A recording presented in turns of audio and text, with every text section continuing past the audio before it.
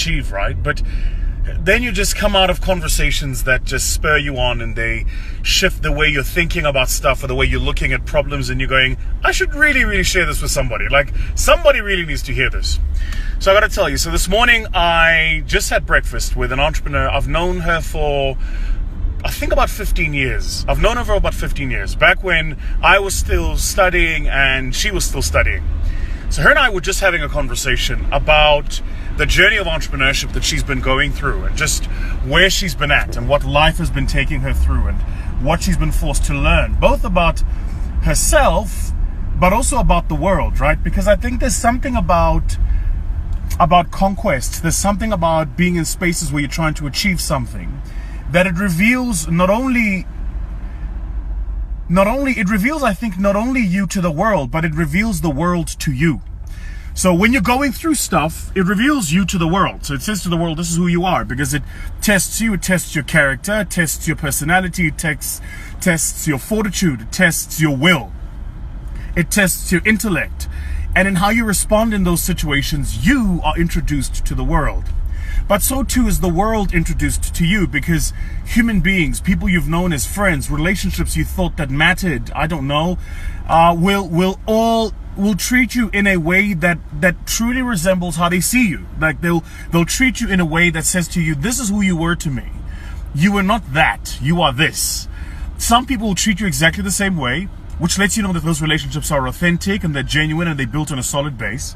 Some people will change. They'll change who they are to you, and that'll let you know kind of who you were. I don't know if you've ever had this, but I remember my dad had this. Like, my dad started a business, and then the business didn't do well, and he was about to, in fact, he lost the car and we were about to lose the house. But I remember very vividly in that period of what seemed like forever, but it must have been a couple of years. For us as his kids, it seemed like forever, because we had to move out of our home. I've spoken publicly about this. In that time, I remember all of my dad's friends disappeared. All of them disappeared, but for one guy. One friend stayed, everybody else left. They disappeared. They all of a sudden got very busy doing other stuff. And so that's what I mean by conquest, revealing not only you to the world, but the world to you. So it tests you, and in the process, it lets you know who out there is for you when you are being tested. You better think about that one. Anyway, so let me get back to this conversation. So I'm having this conversation with this young lady. She's going through a particularly difficult time. And I was on the phone with her yesterday, and I could hear just, you know, when uxoxa nomuntu ehleka. This is not inhleko yomuntu ojabulile. Like, there's something going on here. So I said to her, how are you for breakfast? And I had a morning commitment, so I then cancelled my morning commitment, and I took her out for breakfast. We just finished the breakfast, and I'm going to share with you, with her permission, she said I could share this with you. I'm going to share with you what I was sharing with her now. So here's the difficulty she's having. She says, I've been doing my business now, the business she's in. She says, I've been in this business now for the past 2.5 years. And it's been hell. Yeah? She's missed every single debit order of the past 7 months. Like, she's always paying stuff late. Her bond, her car, her home loan, her personal credit card. She's always paying it late. She's like, I'll catch up eventually by like the 20th of the month, or the car I'll pay the following month, or whatever, you know. But she's missed every single debit order in the past 7 months. She has three clients, 2 of them who are not paying on time, 1 of them who's refusing to pay completely. And they're raising small issues that are not material to the work that she's doing, the way she's explaining the situation to me. And then she's talking about her friends. Now, I remember her when her and I were studying together at varsity. She was always the person who was amongst abantu. She was always amongst the people. Very beautiful girl, very popular girl, very popular. And she's like, dude, you won't believe it, but remember so-and-so I was friends with at first year, and so-and-so I was friends with at second year? That person hasn't spoken to me literally in the past year. They have not said hello because I don't know. And she said, ngizwa ngathi ngiyanuka. Wow, that was so deep. She was like, ngizwa ngathi ngiyanuka. It's almost as if my struggle, people can smell it through my pores now. It's like I exude it. I can't even angikwazi ukufihla anymore, right? Like, I've lost a sense of self now. My struggle is just so public for everybody to see. So this is what I was saying to her. I said, first, park the issue about the world and how people are treating you, because, as I said earlier, struggle and moments of conquest will reveal not only you to the world, but the world to you. So I said, now you know. And uNkulunkulu uyakubusisa that these people are treating you this way, because when, not if, When, not if, your luck turns, you will know who was in your corner and who was not. You'll know. I know this well. I wish I could get into the details of how I know this, but I know this very, very well. It'll show you so much about people you've always known, or you've known as acquaintances, acquaintances for a long time, and then you're like, hey, bo, also this is you. This is you. And when people reveal themselves to you, you have to believe it. Believe it. But this is what I was saying to her. I said to her, on the issue of you feeling like you've been suffering for the past 2.5 years, I said, well, let me tell you something. Why did you feel the need to tell me that it's been 2.5 years? She's like, well, what do you mean? Why in your description of the depth of your suffering, why did you feel the need to mention that it's been 2.5 years? Why? Now I'm going to say something that I'm almost sure will get you puzzled. Then I said this to her, and I learned this when my rabbi said it to me. He said, time doesn't matter. Moments do. Time doesn't matter. Moments do. See, as human beings, because we measure everything in time, be at work at 8 o'clock, wake up at 5, pick up the kids at 2, go to gym for an hour. We measure everything in units of time.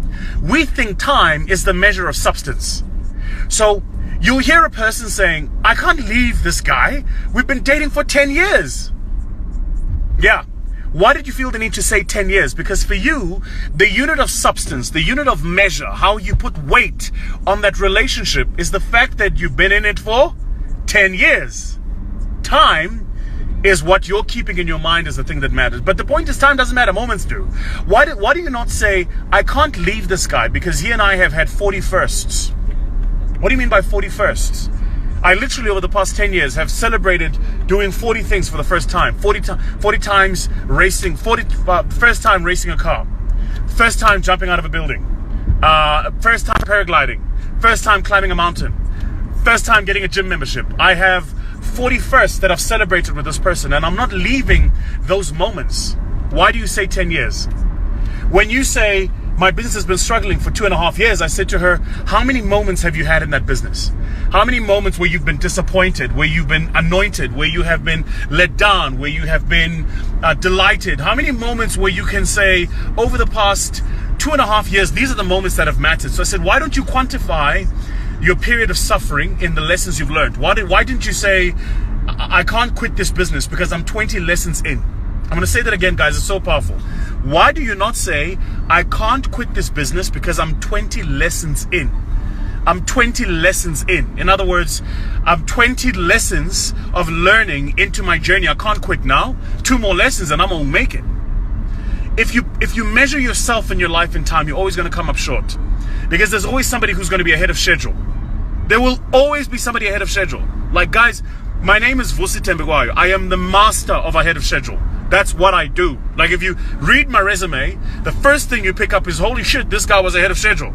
25 years old, when many of my peers were starting out in corporate or doing an internship somewhere, I was operations director running a 400 million rand a year business and a 17 billion rand a year company.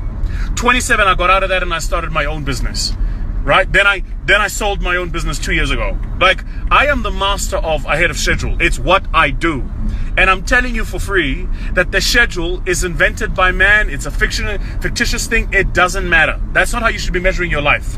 You need to be measuring your life in moments that matter. How many moments have you had that matter, that have changed you, where you have learned stuff, where you are a new person, where you are growing? That's what you need to measure your life as. And that will fundamentally shift your life. Does that make sense?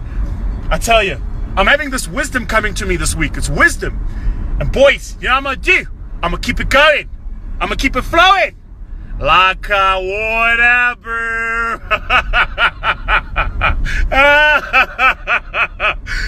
Those guys are absolute legends. Like whatever.